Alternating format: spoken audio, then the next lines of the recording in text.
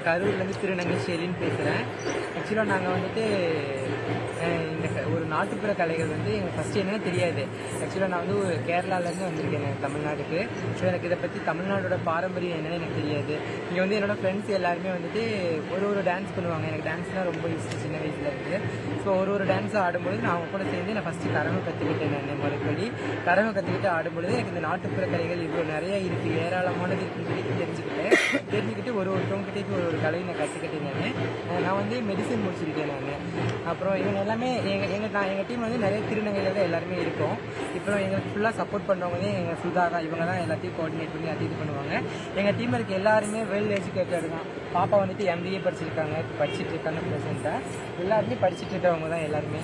இவன் என்னோட பொண்ணு, இதை வந்து தானம். இவளும் வந்து இந்த ஃபீல்டில் ஒரு 10 இயர்ஸாக ஒர்க் பண்ணிட்டு இருக்கா. இவளும் கரகம் ஆடுவா, பரதநாட்டியம் ஆடுவா, எல்லாம் பண்ணுவாங்க. இவங்க தான் எனக்கு ஃபஸ்ட்டு தொழில் வந்து இப்படி தான் சொல்லி கொடுத்தவங்க. தமிழ்நாடு வந்து புதுசில் சொல்லிக் கொடுத்தவங்க தினேஷ் தம்பிங்கெல்லாம் வந்துட்டு சும்மா சாதாரணமாகவே நம்மளால் நடக்க முடியாது. நடந்த ஒரு குழி இதெல்லாம் வந்து கீழே விழுந்துருவோம் நம்ம. இவங்க வந்து ஒரு 5 அடி இருக்கும். 5 அடியில் இருக்க ஒரு கட்டையில் வந்துட்டு மேலே ஏறி நடப்பாங்க. அந்த அது வந்து மரக்கால் ஆட்டம்னு சொல்லுவாங்க நாட்டுப்புற கலையில். அது கற்றுக்கிறாங்க நம்ம தம்பிங்கெல்லாம். இவங்க 2 பேருமே. இவங்களும் எல்லாமே எல்லாமே படிச்சுட்டு இருக்கிற பசங்க தான். தேங்க்யூ. இது எம்எஸ்சி நான் வந்து ஒரு சைக்காலஜிஸ்ட். நான் ஒரு சைக்காலஜிஸ்ட்டு. நீங்கள் அது என்ன சைக்காலஜிஸ்ட் என்ன சொல்லிட்டு நான் என் பேர் வந்து ஷெலின். நான் வந்து திருநங்கை. நான் வந்து மெடிசன் முடிச்சிருக்கேன். நான் சைக்காலஜிஸ்ட். நான் வந்துட்டு ஃபஸ்ட்டு பெங்களூரில் படித்தேன். அப்புறம் நான் வந்து இங்கே ஒர்க் பண்ணிட்டு இருந்தேன். நான் ஒர்க் பண்ணிவிட்டு கரூரில் வந்துட்டு இங்கே GH நான் இன்டர்ன்ஷிப் பண்ணிட்டு அங்கே ஒர்க் பண்ணிட்டு இருந்தேன்.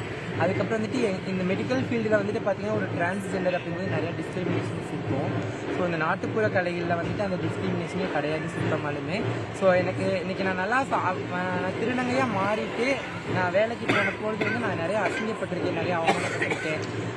அதுக்கப்புறமேட்டுக்கு நான் நல்லா இப்போ நிம்மதியாக சாப்பிட்றேன், நல்லா சந்தோஷமாக இருக்கேன் அப்படின்னாக்க அது வந்து நாட்டுப்புற கலைகள் எனக்கு கற்றுக் கொடுத்து அதே எனக்கு சாப்பாடு போடுது 3 வேலையுமே.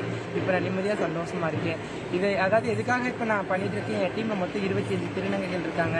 இவங்க எல்லாமே சப்போர்ட்டிவாக இருக்காங்க எங்களுக்கு. ஃபஸ்ட்டு இவங்க தான் எங்களுக்கு என்னோட பேக் போர்டுன்னு சொன்னால் இவங்க தான் எனக்கு வந்து இந்த கலைக்கு வந்து இப்படி தான் பண்ணணும் சொல்லிட்டு ஒவ்வொரு ஸ்டெப் பை ஸ்டெப் எனக்கு சொல்லிக் கொடுத்தாங்க ஃபஸ்ட்டு. இப்போ எங்கள் திருநங்கைகள் எல்லாருமே வந்துட்டு ஒருத்தவங்களுக்கும் நான் எல்லாருக்கும் ரோல் மாடலாக இருக்கணுங்கிறக்காக நான் வந்து இந்த நாட்டுப்புற கலையில் வந்து இப்போ இந்த தெய்வீக நடனம் பண்ணிட்டு இருக்கேன் நான். தேங்க்யூ. எத்தனை வருஷமா பண்ணிட்டு இருக்கேன்? இது வந்து நான் 10 இயர்ஸாக பண்ணிட்டு இருக்கேன் நான். எந்தெந்த டிஸ்ட்ரிக்ட்லாம் போயிருக்கீங்க? எல்லா டிஸ்ட்ரிக்ட்டும் போயிருக்கோம். தமிழ்நாடு ஃபுல்லாக முடிச்சுட்டு போயிருக்கோம். அப்புறம் வந்துட்டு பெங்களூர் போயிருக்கோம், விஜயவாடா போயிருக்கோம்.